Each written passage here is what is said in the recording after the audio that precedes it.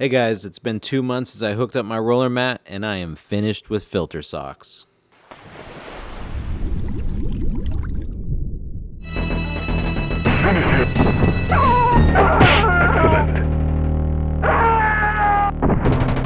Fatality. Flawless victory. Welcome back, everyone. I'm happy to be posting this 2-month review of the Bubble Magus roller mat system.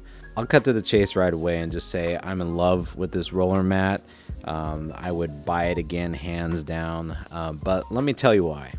I chose the Bubble Magus over the Clarisy 5000 because I knew going into this I was going to have to make some modifications. That meant some DIY right off the bat, and I didn't want to drop $400 on a roller mat and then jack it up. So then Black Friday rolled around, and aquacave.com had a 20% off deal on the Bubble Magus. I double-checked the specs, found it would fit my sump, so I pulled the trigger. I got crazy busy with work, so I apologize. I didn't have a chance to record every bit of the install process. The only thing I really had to work around was having something to mount the brackets to, those white brackets you see on the right. My sump has bracing all around it, so I had to glue a vertical piece of acrylic to hang the actual brackets off of.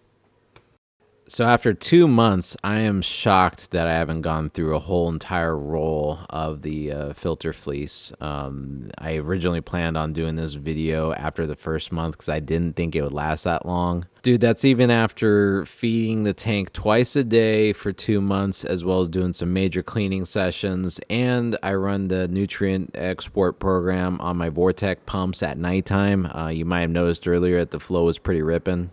Another thing to note is I run my Core 20 Neptune Systems return pump at 70%, and it has no problem whatsoever. I could crank this thing up to 90%, and it still keeps up. Here I'm actually triggering the float switches to show you the function, but it actually has an automatic shut-off. After about 13 seconds of running continuously, it will shut the motor off, just so that way you don't run through a whole roll of fleece. Now, one thing I get questions about all the time is whether or not it smells bad, and I have yet to get a whiff of it. I don't put my nose directly up to the roll, but I've had my head in the sump, and I've noticed like smell coming from my skimmer before I've noticed smell from the roller mat. So before I jump into the DIY of how I modified it for my dual overflows, I just want to kind of give a quick breakdown of how I actually feel 2 months in of owning the Bubble Magus roller mat.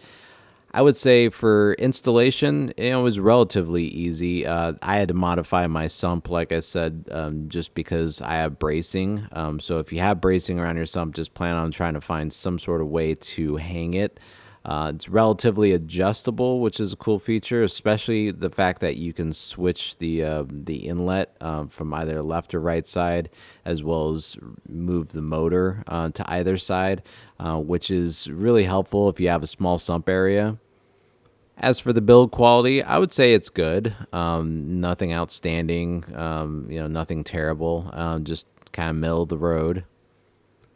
I'd say the overall performance, though, is where this thing really shines.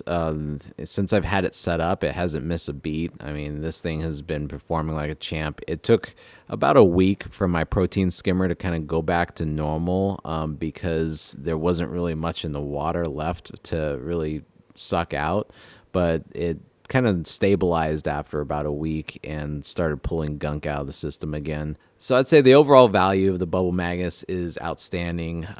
It's half the price of the Clarisy. It doesn't have some of the bells and whistles, but you know what? I can live without those. It does its job, and I don't have to change any more filter socks. I'm absolutely in love with it. Now let's talk a little more about the DIY aspect of things. Like I mentioned before, I have dual overflows, and none of the roller mats on the market really support dual overflows. I don't know why, but I reached out to some of the competitors of the Bubble Magus, and they just suggested running the second line into my sump or into a filter sock, which pretty much would have negated the whole reason to have a roller mat to begin with, so I chose the DIY route. When I was looking at the Bubble Magus online, what I noticed was that it's kind of reversible, where you can have the inlet for the water going either on the left or the right side. You can even switch around the motor and everything, So what I noticed was this port here in the opening, and then they have these end caps. So I'm thinking like, okay, I need dual overflow inlets, and so I can just drill one of these suckers out and I'll be good to go. So all I did is I got a hole saw that matched the size of the 1-inch PVC I was using, and then I attached that to my power drill and cut the hole. Just make sure to take the cap off. You just have to remove those 3 nylon screws, and then it comes right off. And then all I did was clamp it to a piece of wood and then start drilling. Super simple. Then all I did was use a PVC elbow to duplicate the design on the other side of the roller mat, which you can see here. And then I just used Weld-On 4 to bond the PVC elbow to the face of the acrylic. I cut the black hose in half that came with the unit. This way I had hose to use for both sides.